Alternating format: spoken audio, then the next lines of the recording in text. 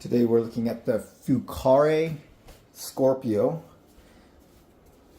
right here. This is a really unusual and actually cool looking frame design. So let's get into it. Once you open the box, there is a box in here.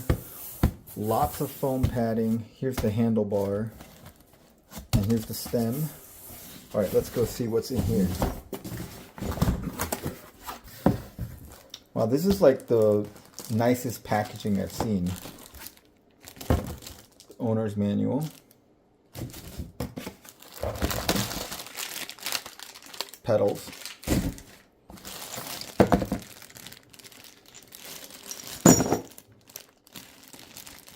Looks like it comes with a bike lock with some keys.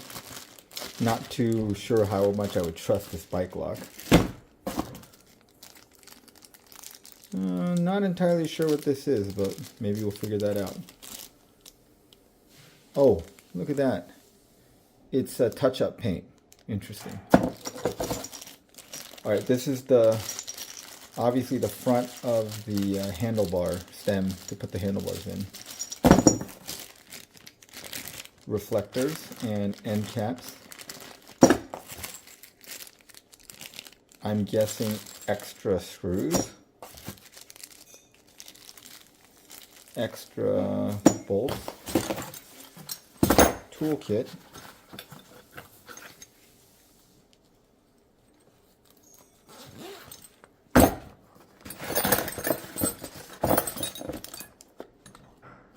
Wow.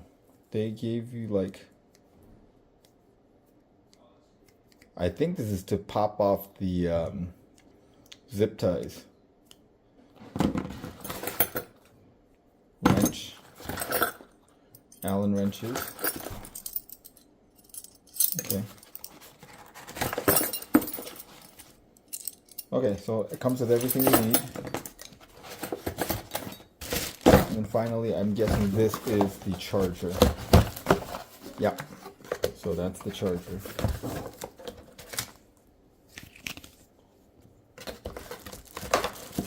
And let's see if we can read.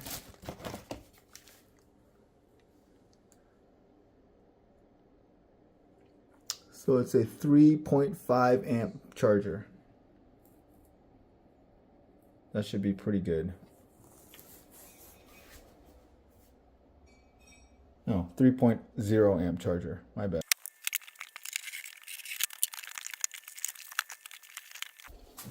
Okay, so we're going to put the seat in here.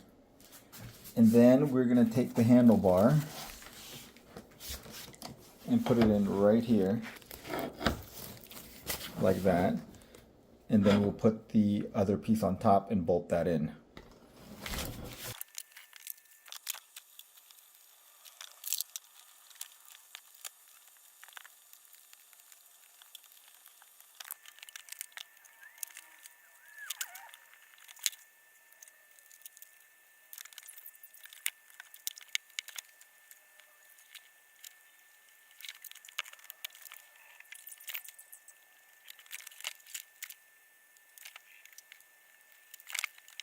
So they include fenders here, but I think I'm not going to install the fenders right now because I think the bike looks better without the fenders.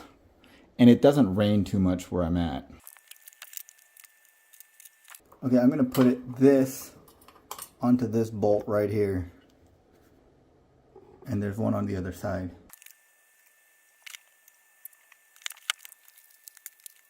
Okay, now we're going to attach this headlight right here.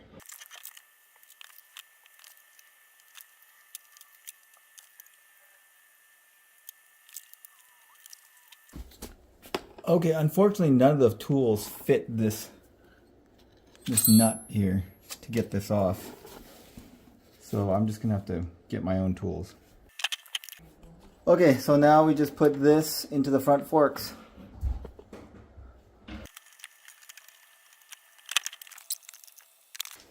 Okay, the last part is putting on the pedals. And you have to make sure that you put the right side on the right side and the left side on the left side, because there is a side to these pedals. And if you look right here, it says right and then left.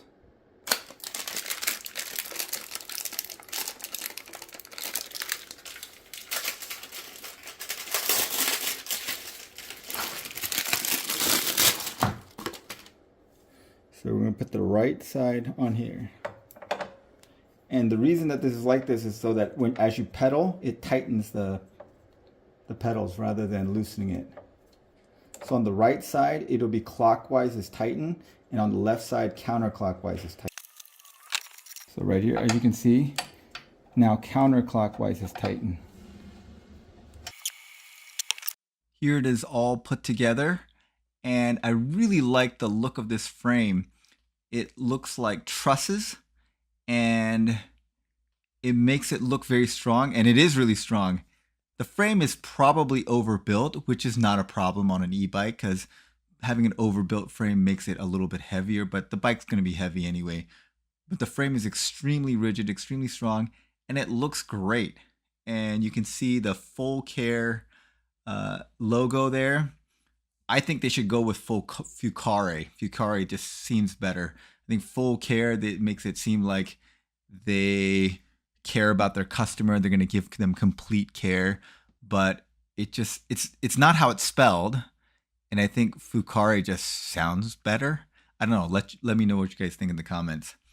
But anyway, they're going with Fucare as their company name. I think they should go with Fucare, but they're going with Fucare. So let's go around to the front, and you can see this headlight, which is a little different than the typical headlight that I've seen on these e-bikes. And this is slightly brighter and slightly better. And I really like these tires that come with it. They're a different tire pattern. It's more of a road pattern than the knobby off-road pattern.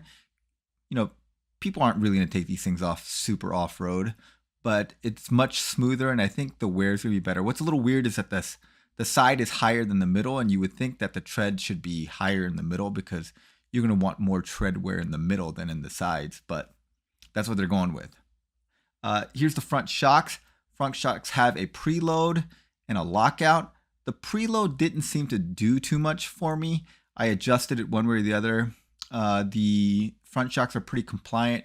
At 100, I weigh about 160 pounds, and you can get like 3-4 inches of travel in the front shocks. So good shocks, but the preload did not seem to make much of a difference. And if you're much heavier than me, you may bottom it out. Here's the little end caps that came in the package that you put on at the end.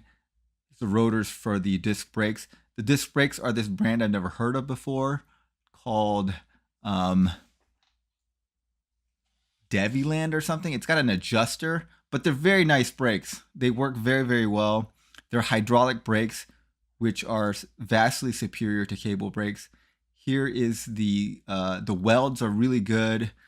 The bike is the build quality is solid. I really like the build quality on this bike. And you can attach front brakes there. This is the standard 7-speed Shimano shifter, but the actual derailleur is a little bit better than on most of these brands. It is a Shimano Tourney TZ, so it is a little bit of a higher end than the no-name Shimano shifters. Now, here's one thing I don't like. That is the rear blinker for the stop lights, the rear lights. And they put it on that side because if you put it on this side, that's where the brake rotor is.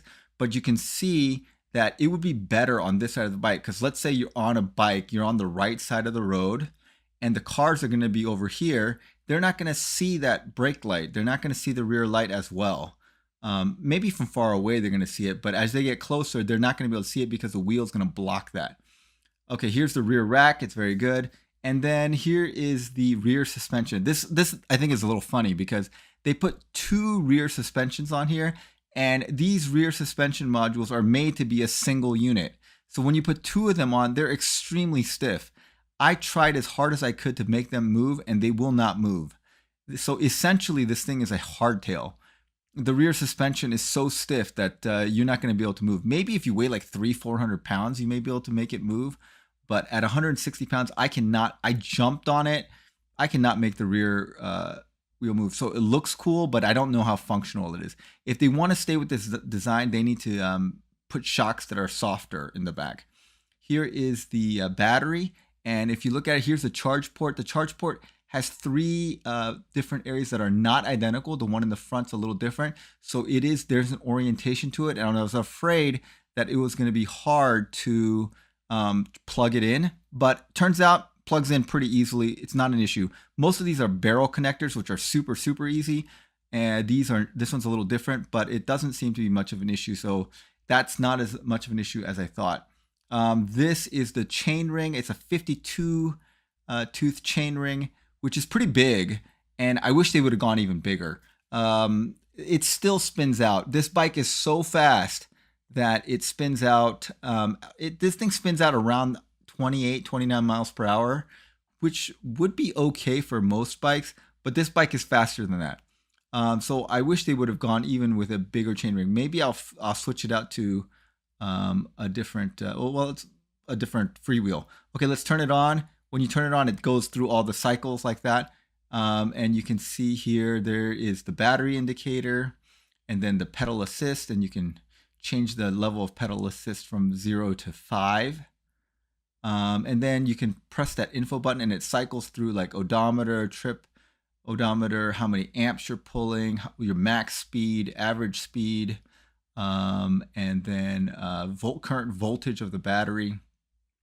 And that's actually, we're going to cycle back to that screen, but that's the screen I like the best. It tells you how much power you're putting out, how much power the motor is putting out at that point. So yeah, let's go take it for a ride. This part is on a maybe 1 to 2% downhill grade. You can see on the speedometer read, it says like 30, 31, 32.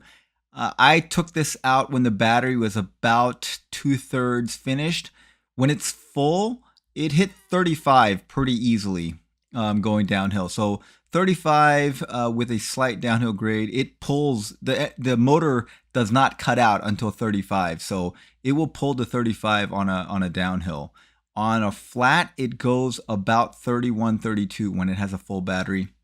Now with the battery at about 30, 40%, we're going to take it on the flat and you can see it goes about 30, still goes 30, 31. So the bike is extremely fast. One thing to notice is that it has a thumb throttle, and the thumb throttle only will take you to 20 miles per hour. In order to reach this speed, you have to pedal. You can just ghost pedal though. So that's what I'm doing here for this range testing. I'm not really putting any torque into the pedal. I'm just kind of ghost pedaling to get the engine to kick into its maximum. And then finally here, we're going about up a 3% grade, and you see that it will pull at a 3% grade. Now this is not, I'm pedaling, but I'm ghost pedaling. I'm not actually putting down any energy of my own. And it's going up here at 27.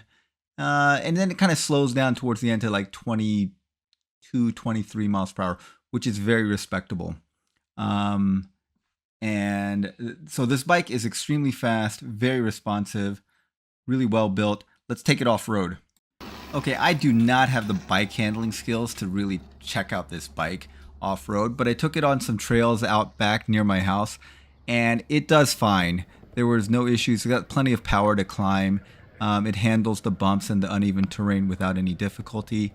And yeah, the fat tire bikes, the tires do a lot of the work, and the front suspension is fine. The rear suspension, like I said, doesn't do a whole lot. It's basically a hardtail, in my opinion. I don't know if you can tell from these, but basically the rear does not do much. But it handles like that very thick sand down there at the bottom of that ravine without any difficulty. It climbs hills, no problem. It handles ruts, no problem. So if you wanted to do some light off-roading with this, you would have no problem with it. In fact, this is one of the better bikes that I've reviewed since I started reviewing bikes. I really like it. It's very well built, looks nice, and is really fast. So I highly recommend it.